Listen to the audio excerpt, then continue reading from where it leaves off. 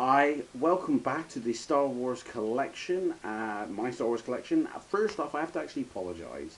The last video cut off very early, and I was just about to go on to say we're going to go through the Laserdiscs, the comics, and a few other things before we finally wrap up the Star Wars collection. So, very sorry about that. But this episode, all about the Laserdiscs. Now, I'm going to do this episode in two parts. So, I'm going to do the early release Laserdiscs, and then a later release, and then I'll do the special editions on a separate video, so you'll have a two-part Laserdisc. And for anybody who doesn't know what Laserdisc is, I've got a few Laserdiscs in my collection, and I'm going to do a separate Laserdisc review of the whole thing. So if you want to check out what Laserdiscs are currently, head over to Culture Dog. He has a great review and a great write-up, and they're great videos, which, you know, I'll do my collection after the Star Wars. But for now, Laserdisc, Star Wars. This is the first earliest pressing I have, and I only have the original Star Wars film as this early release title. It's a full screen release, which means I actually get to see it in really good detail. A lot more detail than the widescreen release version of this. It is the 1992 re-release, or re-release, sorry. This was released back in 1989 and 1986. They had a problem with it. Check out Culture Dog again if you want to hear more about that. But the problem was resolved for this pressing, which is in, you know, full screen, but it still is nice because it's as close to the theatrical version that I'm going to get of the original film, albeit in full frame. And it's great. It looks really nice. For those of you who want to see what a Laserdisc looks like, I'll show the art after I just give you a quick flash of a Laserdisc. That's what it is. It's a giant CD or a giant DVD or a giant Blu-ray. 12 inches, just like a vinyl record, which is one of the attractions to Laserdisc, is the size of the artwork, which is based on the American cover here. And on the back, you've got the write-up of the story, the cast, and the film, and what a technical marvel it was at the time, with a few pictures here, and it's released by Fox Video. The next one was released, now there were loads of releases, and if you head over to Nathan P. Butler, he's got a lot more Laserdiscs, and he can show you a lot more releases for Star Wars. My next release is A New Hope, the Faces edition, and it was released in 1995, just the same with the VHS set. Here's the front cover. It was a three movie release, but not as a box set for these. They were just a single edition. 2 discs though, so it's a nice gatefold. They've all been THX'd now, and the gatefold looks beautiful. I mean, you've got a lovely picture of Vader and Ben Kenobi in there. You've got a write-up about the film and the process of how it was made, and the chapters there, and that is just gorgeous.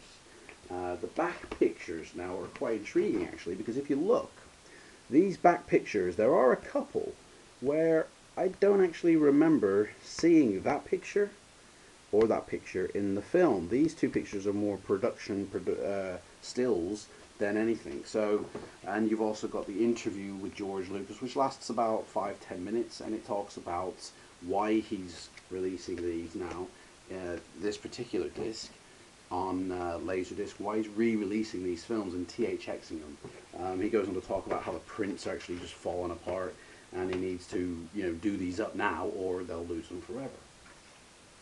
The second one, of course, Empire Strikes Back.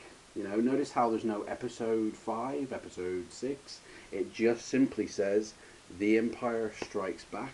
This is as close to the original trilogy in the highest quality that you'll actually find. Now, they did re-release these back in 2006 on DVD, but they're actually taken from not this set, but a set before it from 1993. From the Laserdisc Master anyway, so the DVD doesn't really offer any better quality than the Laserdisc will, because it's upscaled, which is what your TV's doing it if you're watching it on a high definition TV.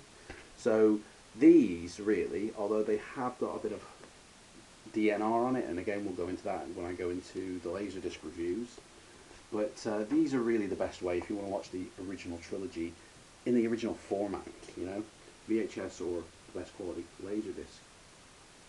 And the pictures on the back there, again, there's a few here that are production stills and they're not actually taken from the movie itself. Interview goes on to say about the impact Star Wars had, and of course they would do a sequel and he wasn't going to direct it, and you know, why are they doing this set THX now? Well, this is in preparation for a special edition set that they want to do in a few years time, which we'll go into in the next video. There's Return of the Jedi cover with Yoda, and a lovely shot there of Vader and Luke and the Emperor, and of course you open it up and look at that, it's a beautiful shot of the Death Star and a cruiser, and you got the right up there. All the Faces editions are just beautifully recreated on Laserdisc, all THX'd, and they actually don't look too bad. The DNR that I mentioned before, that I'll go into detail later, it's not that bad actually on these sets. If you configure your TV and play with the settings, it's actually pretty good, and I do enjoy watching these quite a lot. And the interview with Leonard Moulton on this one hints at the prequels, and this is 1995, and he's already hinting about 5 years down the road. Obviously that's when they started pre-production on the Phantom Menace, which is the next Laserdisc we talk about. The Phantom Menace sadly only ever got released on Laserdisc in Japan in 2000. It was a very late release, and it just fizzled out in America and UK by now, so Laserdisc was gone. But in Japan, Laserdisc is still booming, and it got its release in the year 2000. So this is the only way, effectively, to watch the theatrical version in the highest quality for the Phantom Menace, which is pretty cool if you like to see theatrical versions of these films. THX'd again, and it just really looks good. And you know what, it's even better, the sound trumps the Blu-ray, the DVD, and obviously the VHS release. It is really nice to listen to. If you're watching it though, you want to pump up your brightness to 3 to 5 steps, because the Japanese releases have darker black levels, which mean the picture looks like it's got more depth to it, but it is darker, so you need to brighten them up. And a lot of people have complained about the picture quality on this to say that it actually is kind of murky and not very good. That's because you've got the wrong settings on your TV, and it's a Japanese release, their black levels are different. So if you ever watch this, if you're a Star Wars fan, get into Laserdisc, because Laserdisc and Star Wars has an interesting history. And in the next episode, we're going to go into a lot deeper onto the special editions. There's 2 gorgeous box sets to look at, so look out for that video, and I'll take care, and I'll see you next time. Bye.